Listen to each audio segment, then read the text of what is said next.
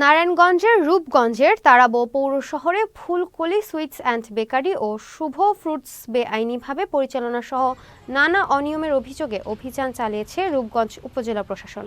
বৃহস্পতিবার সকাল থেকে দুপুর পর্যন্ত অভিযানে নেতৃত্ব দেন রূপগঞ্জ উপজেলার সহকারী কমিশনার ভূমি ও এক্সিকিউটিভ ম্যাজিস্ট্রেট তরিকুল আলম।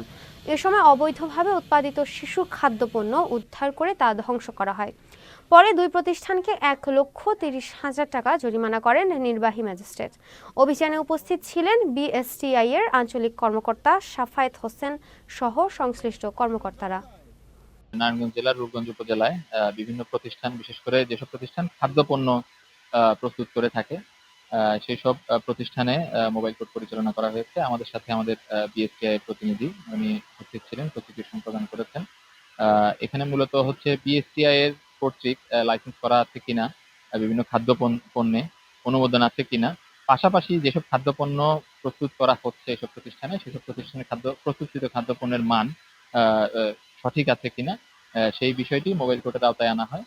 আমরা একটি প্রতিষ্ঠান ছিল, সেটি কি আসলে প্রতিষ্ঠান হিসেবে বলা যায় না, সেটি একটি ঘরের মধ্যে, তাদের কোনো রকম কোনো অনুমোদন নেই।